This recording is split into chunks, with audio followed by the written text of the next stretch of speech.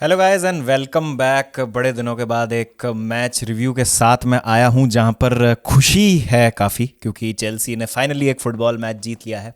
Sheffield United को 2-0 से हरा दिया है हमने और 3 पॉइंट जो हैं दर्ज कर लिए हैं प्रीमियर लीग में। ऑल दो टेबल पे इसका क्या असर पड़ता है, देखिए टॉप हाफ में आ जाते हैं for time being, but obviously हमको यहाँ से थोड़ा सा और कुछ 2-4 मैचेस जीतने पड़ेंगे अगर किसी भी तरीके की कुछ शर्म लिहाज कुछ इज्जत रखनी है अपनी सीज़न में। तो देखिए ये एक जो जीत है वो मैं ये नहीं कहूँगा कि हाँ बहुत मतलब बड़ी जीत है, मज़ा ही आ गया और बहुत ज़्यादा ही हम यहाँ से कुछ बढ़िया कर देंगे। ये रिलीफ वाली जीत है, जैसे एक होता है ना कि आपका गला दबा रखा था किसी ने, अब जो थोड़ा सा आपको मतलब जकड़ के रखा हुआ था, अब थोड़ा सा आप जो है रिलीव्ड हो गए, तो बस आराम आ गया, थोड़ा सा रिलीफ आया है। मैसिवली नीडेड थे ये 3 पॉइंट्स। कितनी ज़्यादा ज़रूरत थी इन 3 पॉइंट्स की मैं बता नहीं सकता आपको। और यहाँ पे अगर आज मैच हार जाते हम या पॉइंट्स ड्रॉप हो जाते, जो कि एक टाइम पे लग रहा था, मैं बात करूँगा फर्स्ट हाफ की, तो बहुत ज़्यादा हमें मुश्किल हो जाती। लास्ट सीज़न अगर आपको याद हो तो 20th प्लेस साउथहैम्पटन से स्टैमफर्ड ब्रिज में ही चेल्सी हार गई थी 1-0। जेम्स वॉर्ड प्राउस ने फ्री किक मारी थी। उसके बाद से आप कह सकते हैं कि ग्रैहम पॉटर का कहीं ना कहीं काउंटडाउन चालू हो गया था और फैंस ने जो है बिल्कुल फेथ लूज कर दिया था इस टीम पे। तो ये जो जा रहा था अभी, जो ट्रेजेक्ट्री जा रही थी चेल्सी के सीज़न की और अभी भी जा रही है, अभी मतलब ऐसा नहीं है कि हम सेफ हैं या हमने एक मैच जीत के कुछ बहुत ज़्यादा कोई तीर मार लिया है, बहुत कुछ हमने अचीव कर लिया है, ऐसा नहीं है। बट अगेन यहाँ पर अगर किसी भी तरीके की कोई गलती होती या किसी भी तरीके का कोई पॉइंट्स ड्रॉप होते, तो पोचेटिनो के पास जो भी थोड़ा सा भी बेनिफिट ऑफ डाउट बचा है कि एनकुंकू नहीं आया अभी तक और इंजरीज बहुत हैं और नया प्रोजेक्ट नया मैनेजर वॉट एवर वो सारी जो चीज़ें हैं वो चली जाती। ऑलरेडी काफ़ी part of the fan base faith lose कर चुका है पोचेटिनो में और इस प्रोजेक्ट में ऑलरेडी। लेकिन थोड़ा बहुत जो उनके साथ हैं लोग अभी भी जो भरोसा दिखा रहे हैं उनमें, वो भी मुझे लगता है कि डेफिनेटली मतलब हो जाता उनका भी पेशेंस खत्म अगर आज हम हार जाते। तो उस लिहाज से पोचेटिनो के लिहाज से टीम के कॉन्फिडेंस के लिहाज से बहुत ज़्यादा ज़रूरी थी ये जीत। अब देखिए फर्स्ट हाफ तो बहुत ही ख़राब था, कुछ है ही नहीं फर्स्ट हाफ के बारे में बात करने के लिए। एक लो ब्लॉक में टीम आती है, अपना शेप जो है मेंटेन करती है। चेल्सी के पास किसी भी तरीके की कोई इंजीन्यूटी नहीं है, कोई क्रिएटिविटी नहीं है उस लो ब्लॉक को तोड़ने के लिए। प्रॉब्लम ये थी कि हम बहुत ज़्यादा स्लो थे बॉल के साथ, बिल्कुल भी इंटेंसिटी नहीं थी। और ये मैं बार बार जो भी हम मैच हारे हैं उसमें मैंने ये बोला है हमेशा, इंटेंसिटी ही प्रॉब्लम रहती है हमेशा। तो वहाँ पर जो है आई थिंक एक हमको फिर से दिक्कत का सामना करना पड़ा, बिकॉज लो ब्लॉक्स हमसे वैसे ही नहीं टूटते हैं और बॉल आपको जो है तेज़ चलानी पड़ती है, specially middle of the park में, जब आपको पता है कि भाई आप जो हैं एक लो ब्लॉक के अगेंस्ट है। आपके जो वाइड प्लेयर्स हैं उनके पास इतना टाइम नहीं होता है बॉल के साथ कुछ करने का। क्रॉसेस अगर आ रहे हैं तो इजीली क्लियर हो रहे हैं, होल्ड करके रख रहे हैं तो आराम से उन पे टैकल पड़ जा रहा है, 2-3 लोग उन पे चढ़े हुए हैं, तो आपको बीच से कुछ करना पड़ेगा, क्विक आपको लिंकअप करने पड़ेंगे, कॉम्बिनेशंस प्ले खिलाने पड़ेंगे। लेकिन वो कुछ भी नहीं दिख रहा था हमको फर्स्ट हाफ में, कुछ भी। और दोनों ही टीम्स का 0.1 का एक्सजी था, तो आप देख सकते हैं इससे कि कितनी ज़्यादा शैम्बॉलिक परफॉर्मेंस थी फर्स्ट हाफ में। लेकिन सेकंड हाफ ठीक था, थोड़ा इंटेंट के साथ आया, थोड़ा इंटेंसिटी के साथ आया। वहीं स्टर्लिंग और पाल्मर जब थोड़ा और पाल्मर सेंट्रली आ गए, थोड़ा सा राइट में ज़्यादा मतलब राइट जो पॉकेट थी उसमें थोड़ा सा ऑपरेट करना पसंद करते हैं। स्टार्टिंग पोजीशन सेंट्रल थी पाल्मर की, लेकिन जब वो राइट में ऑपरेट करते हैं तो थोड़ा सा आई थिंक वो ज़्यादा इफेक्टिव हो जाते हैं। और वही हमको देखने को मिला कि थोड़ा सा राइट में ड्रिफ्ट करके फिर वो सेंट्रली आ रहे थे। तो उससे पहला गोल आता है स्टर्लिंग का, एक शानदार वहाँ पर आप कह सकते हैं बर्स्ट ऑफ पेस था, जो पाल्मर से ही मूव स्टार्ट हुआ था। पाल्मर ने स्टर्लिंग को खेला, स्टर्लिंग ने वो थोड़ा सा एक पेस का दिखाया वहाँ पे, हल्का सा झरोका, और फिर जो है बॉल स्क्वायर कर दी पाल्मर के लिए, वहाँ पे 1-0 हो गया। और जो दूसरा गोल था अगेन आप कह सकते हैं कि थोड़ा सा स्क्रैम्बल ज़रूर हुआ वहाँ पे स्टर्लिंग और गैलेगर के बीच में। पाल्मर ने अगेन जो है मूव बनाया था वहाँ पे, लेकिन थैंकफुली पाल्मर के पास बॉल आई और निकलस जैक्सन के लिए एक ईजी टैप इन था। उसके अलावा निकलस जैक्सन की परफॉर्मेंस बहुत ख़राब थी। मुद्रिक भी for the most part was ineffective. कुछ करना चाह रहे थे, 1-2 बार बैकलाइन के पीछे वो गए थे शेफील्ड की फर्स्ट हाफ में और कटबैक्स किए थे, लेकिन अगेन उन कटबैक्स पे कोई था नहीं एवर्टन वाले मैच में जो हमको देखने को मिला था। But in the and Sheffield ने ज़्यादा हमको परेशान नहीं किया। आई डोंट थिंक सो कि कोई शॉट ऑन टारगेट भी था शेफील्ड का। पेट्रोविच को बिल्कुल भी टेस्ट नहीं किया, तो मैं ये नहीं कह सकता कि पेट्रोविच सैंचेस से बेटर कीपर हैं कि नहीं, बिकॉज बिल्कुल ही टेस्ट नहीं किया। एक जो चीज़ हमारे फेवर में ये थी शेफील्ड के पॉइंट ऑफ व्यू से, कि उन्होंने बिल्कुल भी प्रेस नहीं किया हमको, बिल्कुल भी इंटेंसिटी नहीं दिखाई शेफील्ड ने, जिसके कारण हम बचे रहे। मुझे लगता है एक दो बार तो ऐसा हुआ था कि जब हमने बहुत चीपली बॉल लूज़ की थी फर्स्ट हाफ में, थोड़ा सा वहाँ इंटेंट दिखाती शेफील्ड, और एक दो बार वो आए भी थे फाइनल थर्ड में हमारी बिट ऑफ क्वालिटी, और वहाँ पर हम परेशान हो सकते थे, जो कि हमने काउंटलेस टाइम्स देखा इस सीज़न। तो ठीक है, अच्छी बात है, 3 पॉइंट आ गए हैं, शेफील्ड को हरा दिया है। ऐसा नहीं है कि हम 20th प्लेस टीम से भी हार जाते हैं इस बार, बट ऐसा नहीं था कि परफेक्ट परफॉर्मेंस थी। जैसा मैंने कहा, फर्स्ट हाफ तो बहुत ही बेकार था। Good intent and intensity shown in the second half, जो 10-15 मिनट आप खेले उसमें आपने मैच निकाल लिया, ठीक है, अच्छी बात है। अब नेक्स्ट आपका कप गेम है अगेंस्ट न्यूकासल यूनाइटेड।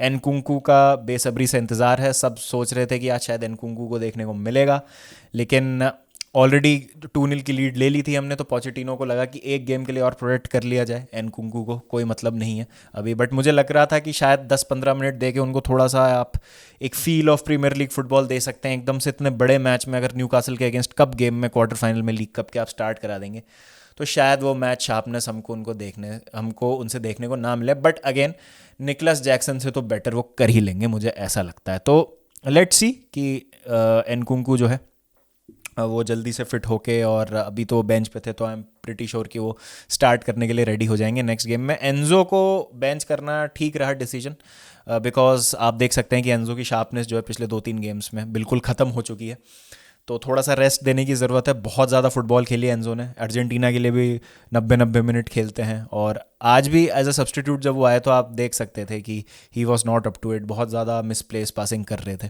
और दिख रहा था कि थोड़ा सा अभी he is not in to his element. तो देखते हैं क्या होता है।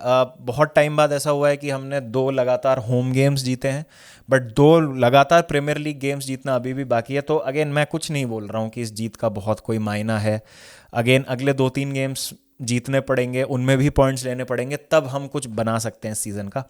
अदरवाइज़ तो ऐसे ही कहानी चलेगी कि एक मैच आप जीतोगे, 2 हारोगे, तो आप कहीं पे भी, मतलब यू लैंड नोवेयर, सीधी सी बात है।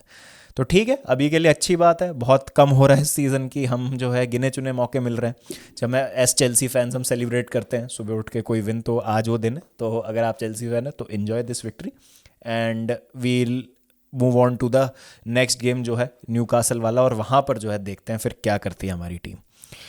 जल्दी से बात करते हैं मैन सिटी और क्रिस्टल पैलेस की। क्रिस्टल पैलेस ने ड्रामेटिक तरीके से जो है एक ड्रॉ सिक्योर कर लिया है, पेनल्टी मिल गई उनको, 2-2 से ड्रॉ कर लिया है उन्होंने मैच। अब देखिए, यहाँ पे बहुत लोग कह रहे हैं कि मैन सिटी, अगेन वो वाली बात नहीं लग रही जो एक मैन सिटी में हमको देखने को मिलती है, लेकिन मैं अभी भी कह रहा हूँ ये सिर्फ एक नज़रों का धोखा है। मैन सिटी एक ऐसी टीम है जो कभी भी आपको सरप्राइज़ कर सकती है। आज का मैच ज़रूर उनका ड्रॉ हुआ है, इसका मतलब यह है कि वो और थोड़ा सा पीछे हो जाते हैं टाइटल रेस की। अगर हम बात करें, लिवरपूल अगर हरा देती है यूनाइटेड को, तो यहाँ पे 6 पॉइंट का गैप आ जाएगा मैन सिटी और लिवरपूल में। और as thing stand, already Liverpool अभी 4 पॉइंट आ गया, और सेम आप आर्सेनल के लिए कह सकते हैं। अगर वो एस्टन विला को हरा देते हैं तो आर्सेनल 5 पॉइंट आगे हो जाएगी मैन सिटी से। लेकिन जब क्रंच टाइम आएगा सीज़न का, तो हमें पता है कि एक रन पे जब जाने की ज़रूरत होती है आपको टाइटल जीतने के लिए, वहाँ पर मैन सिटी बहुत ज़्यादा रूथलेसनेस दिखाती है। केडीबी की वापसी एक बहुत बड़ा फैक्टर हो सकती है मैन सिटी के लिए, वो बहुत ज़्यादा मिस कर रहे हैं, उनको ऐसा लग रहा है अभी। और इनिशियली भी जो कुछ मैचेस थे मैन सिटी के, उसमें जैसे रॉड्री को रेड कार्ड मिल गया था, फिर वो बीच में सस्पेंड हो गए थे, और भी कुछ कुछ प्लेयर्स को इंजरी हुई थी। तो इंजरी तो देखिए पार्ट एंड पार्सल है गेम का, लेकिन अब जो है आप कह सकते हैं कि अब जैसे हालैंड भी आज अवेलेबल नहीं थे आज के मैच में, और वो भी एक बहुत बड़ा मिस है। जब आपका टॉप स्कोरर ही मिसिंग हो, तो इस तरीके के मैचेस में वो आपको हर्ट कर सकती है चीज़ें। तो कुछ चीज़ें जो है मैन सिटी के लिए सही नहीं जा रही हैं, but this is Pep Guardiola and this is Manchester City that we are talking about. I still think they are the team to beat. जब तक 12 से 15 पॉइंट का गैप नहीं हो जाएगा ना आर्सेनल और लिवरपूल का मैन सिटी से, तब तक मैं नहीं बोलूँगा कि ये टीमें जो हैं शोर शॉर्ट है कि टाइटल ही जीत रहे हैं। तो ये 6-7 पॉइंट की लीड कोई मायने नहीं रखती सिटी के अगेंस्ट। 2 गेम वीक्स का खेल होता है पूरा, आप 2 गेम वीक में पॉइंट्स ड्रॉप करेंगे, और यहीं पे ही सिटी जो है आपको फिर पीछे छोड़ देगी अपने मैचेस जीत के। लिवरपूल ने अगर उन हफ्तों में पॉइंट्स ले लिए होते जब मैन सिटी ने पहले एक वुल्स के अगेंस्ट और एक आर्सेनल के अगेंस्ट जब मैच 2 मैच कंटिन्यूसली उन्होंने हारे थे, वहीं पे ही आई थिंक लिवरपूल का एक ड्रॉ हुआ था और एक उनको शायद हार मिली थी स्पर्स से, if I am not wrong, उन 2 गेम वीक्स में। अगर वहाँ पे लिवरपूल ने अपने पूरे पॉइंट ले लिए होते ना, तो शायद मैं कहता कि हाँ अभी दिक्कत वाली बात है। लेकिन एक जनवरी ट्रांसफ़र विंडो अभी बाकी है, कप कॉम्पिटिशन्स में भी हैं दोनों ही टीमें। लिवरपूल यूरोपा लीग में बहुत डीप जाएगी, फिर अभी एफए कप भी आना है, लिवरपूल अभी लीग कप में भी है, मैन सिटी चैम्पियंस लीग में है, आर्सेनल चैम्पियंस लीग में। तो बहुत सारी चीज़ें और कॉन्टेक्स्ट जो हैं चेंज होंगे एज द सीजन प्रोग्रेसेस। तो अभी से आप नहीं कह सकते कि who will win the title. तो Man City for me are still the favourites despite them dropping points अभी पिछले कुछ 5-6 मैचेस में। बट जैसा मैंने कहा, ये आंखों का धोखा है और it will take something very special to beat Man City. अगर यहाँ से परफेक्ट रन रहता है ना लिवरपूल या आर्सेनल में से किसी का भी, कभी कोई मैच ही नहीं हार रहे हैं वो, तो बात अलग है। बट वो बहुत रेयर हमको देखने को मिलता है मैन सिटी के अगेंस्ट टाइटल रेस में। तो देखते हैं क्या होता है।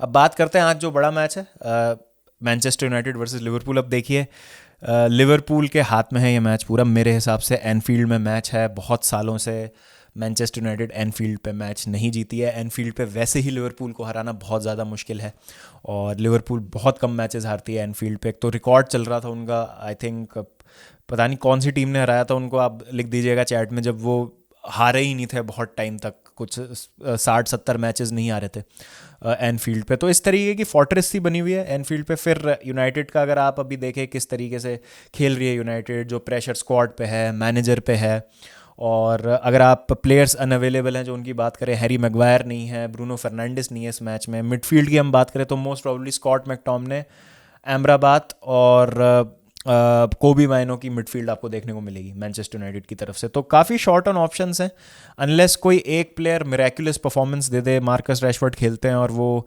जो हमने देखा उनसे कि वो क्या चीज़ के केपेबल है, लेकिन अगेन इस सीज़न में हमको कुछ भी उनसे देखने को नहीं मिला है। तो एक कोई प्लेयर अगर अपने बल पे मैच जिता दे, कुछ performance of a lifetime या परफॉर्मेंस ऑफ द सीज़न देके, तो बात अलग है। वरना I think 9 times out of 10 Liverpool जीत रही है फिक्सचर। और आज मुझे लग रहा है कि एक हैवी विक्ट्री होगी लिवरपूल की, मिनिमम 3 गोल से, ऐसा मुझे लगता है। तो 5-2 प्रेडिक्ट कर रहा हूँ मैं तो, बिकॉज 5 + 2 = 7। आगे आपको पता है, the message is clear. But मजाक से हट के, I don't see how Manchester United can take anything away from this fixture. But अगर वो कुछ मैनेज कर लेते हैं तो उनके कॉन्फिडेंस के लिए और उनके सीज़न के लिए भी बहुत अच्छा होगा। टेन हाग के लिए काफ़ी एक स्टेटमेंट हो सकती है परफॉर्मेंस, अगर यहाँ पे किसी भी तरीके का कोई रिजल्ट ले आती है मैनचेस्टर यूनाइटेड, चाहे ड्रॉ हो चाहे विन हो। बाकी आई थिंक बहुत लोग जो हैं यहाँ पे लिवरपूल विन ही प्रेडिक्ट करेंगे। तो देखते हैं क्या होता है इस मैच में। बाकी आप बताइएगा आपकी क्या है राय है कमेंट सेक्शन में, चेल्सी को लेके, मैन सिटी को लेके, मैनचेस्टर यूनाइटेड लिवरपूल को लेके, जो भी आपकी राय है please do let us know in the comment section. और एक और जो चीज़ थी, टॉम लॉकियर लूटन टाउन के जो कैप्टन है, वो सडनली कोलैप्स हो गए और लूटन टाउन और बोर्नमथ का मैच जो है अबैंडन हो गया। बट बाद में न्यूज़ आ गई कि वो रिस्पॉन्सिव हैं और अभी उनकी तबीयत ठीक है, पहले से बेटर है। एज ऑफ नाउ अभी 12 बज रहा है रात का इंडियन स्टैंडर्ड टाइम। तो अभी कुछ उसके बाद अपडेट आ जाए तो I don't know, but wish him a very speedy recovery.